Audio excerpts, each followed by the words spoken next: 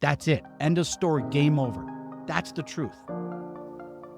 And it's available to you right now, right in this moment. It's a breath away.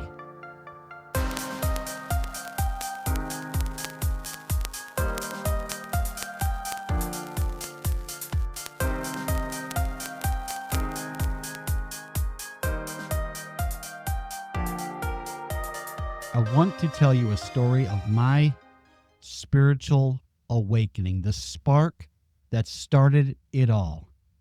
I grew up ultra conservative, fundamental Christian, Bible thumping, all of it. I explored throughout my early 20s, 30s, explored different versions of Christianity, even looked into other religions. But here's the one place where it started from, where I go, ooh, there is something else out there.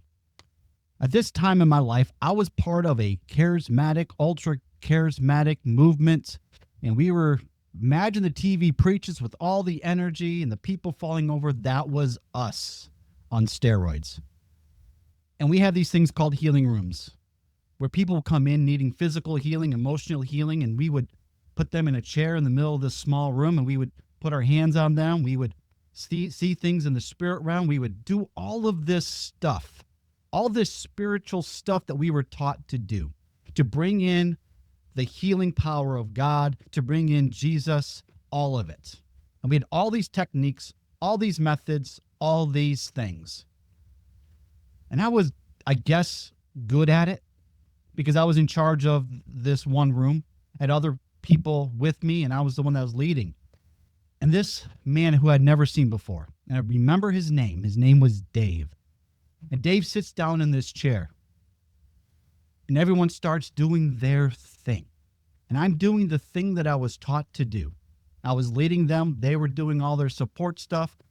And basically what was happening is this very spiritual Reiki, Christian Reiki stuff was happening, if you can imagine that. But something was off to me. Something, as I was leading this group and letting them do their thing, something didn't feel right. Something shifted in that moment as Dave sat there in this chair. And I stopped everybody. I said, Dave, stand up. Dave stands up. And I gave him a hug. And we had been praying for 5, 10, 15 minutes. The moment I gave him a hug, he broke. Tears streamed down his face. And this is the moment that changed everything for me. It took me about another year before I pieced it all together because I had to go through the whole dark night of the soul, the crisis of faith, and all this crazy deprogramming of what I thought was true. Dave, in that moment, needed one thing. He didn't need all the spiritual stuff. He didn't need all the tools. He didn't need all the doctrine, all the dogma. He needed one thing. And it came through a hug. And what he needed was love. He needed some person on this planet to love him in that moment. I saw Dave for about a month hanging in and out of the church. He always came up to me and said hi and called me his pastor. In the middle of this big church with multiple pastors and multiple staff, he goes, no, you're my pastor. I don't know whatever happened to him. He disappeared after a month. I never saw him again.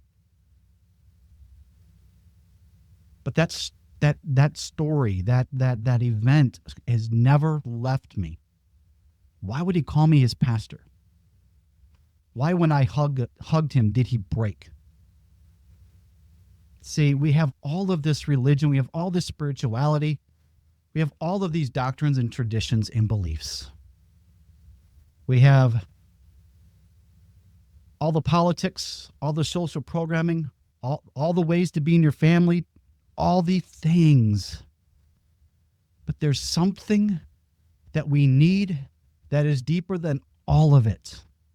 Every person on the planet is looking for this thing, and that is to be loved. To be loved. to simply be held, to be seen, to be known. Doesn't matter how we've constructed our lives, what we've done, what we haven't done, the mask that we built, the structures we built of our identity. When a baby is born, the first thing it does is cry. It screams. It's taken away in our Western society most often because it has been ripped out of its home where it was held, where it was absolutely enriched in love. And then what happens when the baby is put back with the mother?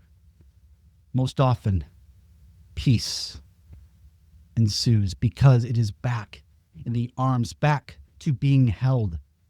This is a very primal thing that still, I believe, transcends what our most basic need is: to be held. And it manifests different as we grow through our lives and we have different needs. And yes, this is esoteric in a way. And there are practicalities of how we need love and need to receive love. And those structures and principles, techniques even, yes. But at the core of what we need, what we're longing for, what we're seeking and searching for, is in some way, in some form, to simply be held, to simply be known, to simply be seen, to simply be loved.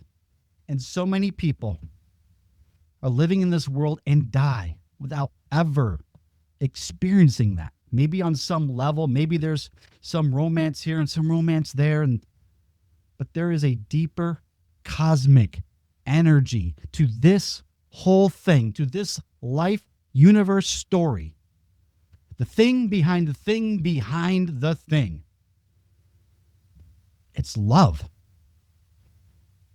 And we have a certain program. Some of you are listening to this and you're like, I know what love is. I got love in my life. I have some kids. I got a partner. All of this. Talking about the deepness of your soul. Not to just be held by a person, but deeper than that, to be held by the cosmos, by the universe, by source, the source of love itself, God. However you want to name the mystery, the bigness of life, the source of it all, is we still want to be loved because that is where love came from.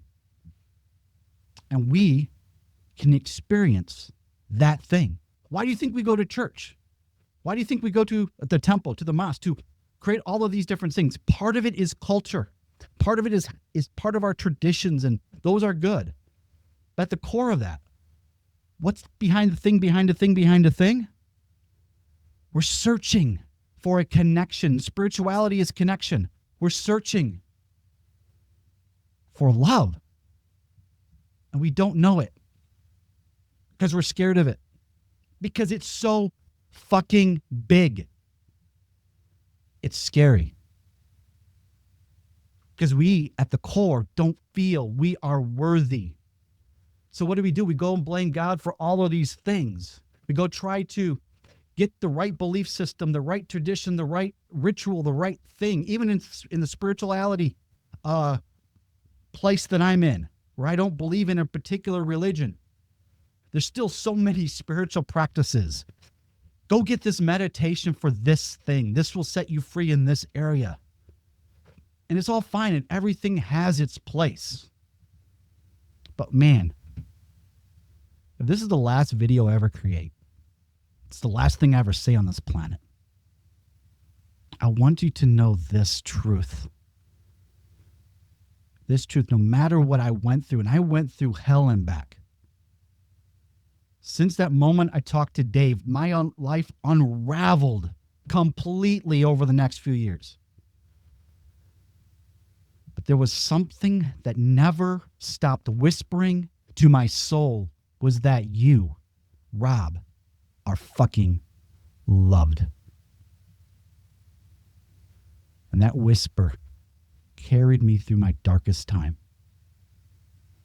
Through my darkest place when I didn't know what the fuck to do. when I'm on the steps in my condo, about ready to rip my hair out, screaming to God, I want to fucking die.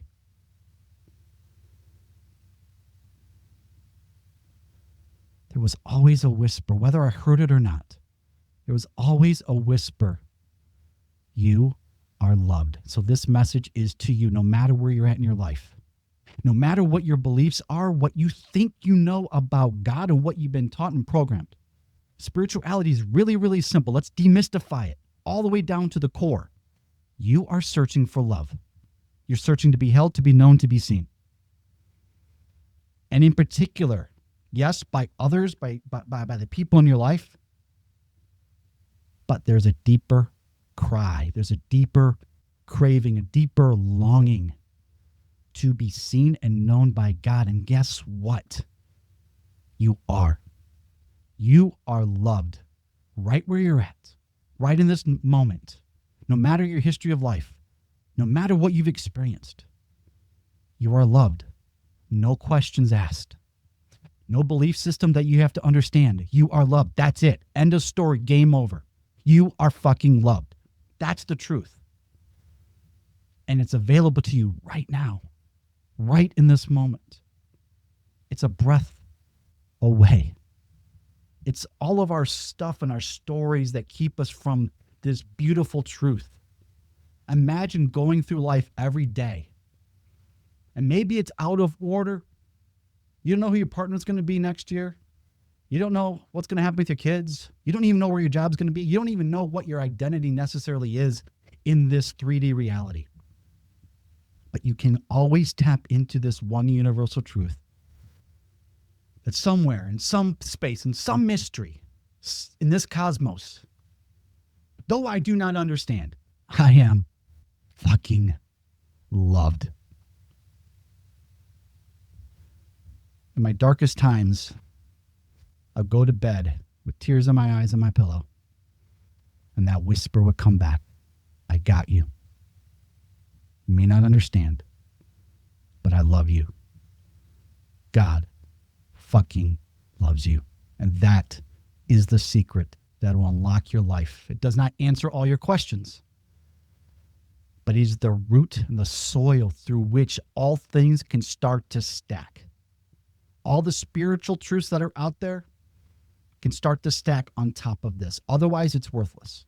Otherwise, it's just going to drive you nuts. It's going to be something you practice, something you strive for, and you still have this longing in your soul because what you're longing for is love. And the truth is this: you are already